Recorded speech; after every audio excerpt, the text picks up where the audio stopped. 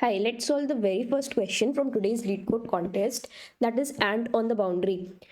What the question basically is that you are given a non-zero integers nums, and the ant starts reading nums from the first element to its end. And at each step, it moves according to the value of the current element. So we are being told that ant is on a boundary and it sometimes goes left or right. And the unit it moves from left to left or right units is given inside of an array called nums, right? So ant starts reading this nums and accordingly it moves. So how does it move? So these are the two moves that it does. If nums of I is less than 0, right? So it moves left by nums of I units. And if nums of I is greater than 0, it moves right by nums of I units. So what do we have to do? We have to basically return the number of times the ant returns to the boundary. So the question is basically like this, that this is the boundary, right? This is we're considering as boundary. So ant is given this array nums according to which it has to move, right? And it can move left or right, only these two directions. So if the number that is given to us is negative, that means it moves left by nums of I units. And if the number given to us is positive, it moves right by nums of I units. So if we take the very first case where the array given to us is 2, 3, minus 5. So basically what we have to tell is currently the ant is on the boundary. It is on the boundary and it reads this array, right? And we have to tell the number of time it crosses the boundary again, right? So let's see. So if we take the very first element inside of nums array, which is 2. So it is positive, which means we have to move towards right. So the ant moves by 2 units towards right. Then the next element given to us is 3. So after the ant is here, it moves from here 3 units ahead. 3 units ahead.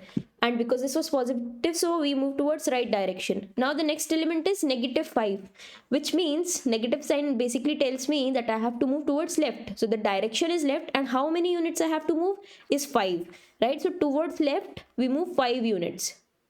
So if we go 5 units, we will be on the boundary. We are crossing the boundary at this point, right? So this is 5 unit. So now the array traversal is done, and thus I can say there is only one time the ant crosses the boundary, right? Let us take the second example, which is 3, 2, minus 3 and minus 4. 3, 2, minus 3 and minus 4. This is given to us. Now let us try to calculate. So 3 is positive, so move towards right 3 units, then 2. So from here move 2 units towards right. Then a negative 3 is given, which means move towards left and 3 units. So from here we move 3 units towards left. So it is now 2 point, right? And then we are given minus 4. So from this 2 point we have to move towards left, right? Because it is negative. So we move 2 units here are done, 2 units here. So we come at minus 2. So we can see that it did not touch the boundary, right? Basically what we have to return is the number of time returns to the boundary, right? So if the ant stops at the boundary, only those times we have to count, and not if the ant basically passes the boundary, passes by, we don't have to consider, but we have to consider if it is on the boundary, right? In this test case, it came on the boundary once, correct?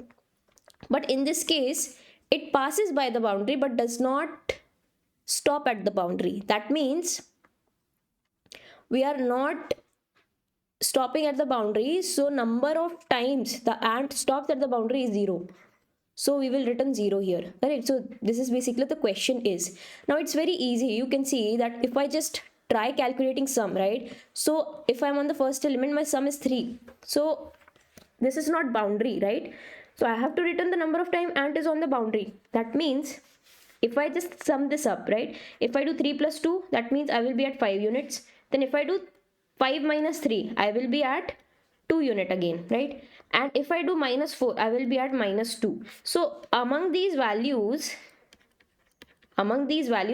none of the values is 0. That means it never stopped at that particular boundary, correct? Similarly, if I check for this array, I have 2, right? So I moved by 2 units, then 3. So that means by the time I travel 3 units, I will be on 5th point, right? If I take this as a coordinate axis, then this is the scenario. This is 2, this is 5.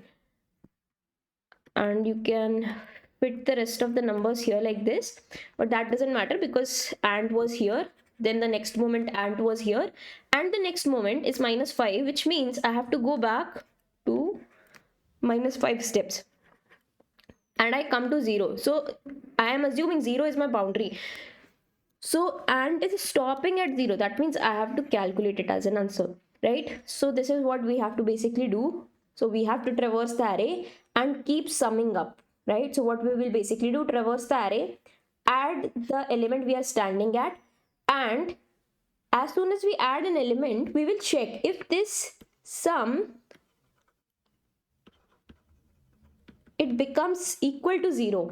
If it become equal to 0, that means the ant stopped at the boundary. So I have to increment my counter, right? Or my answer. So I can simply do count plus plus when the sum is equal 0. So that is basically the question is, and this is the code. That is, we take two variables, sum and counter, and we start reversing a simple traversal in nums array, and we keep adding these numbers, right? So I include this first inside of my sum, and then I check if it is equal to 0, that means that I'm stopped at the boundary, and I can simply increase my counter, and at the end I have returned the counter. So that is all. So if we discuss time complexity and space complexity, we can see there is only one traversal of array nums.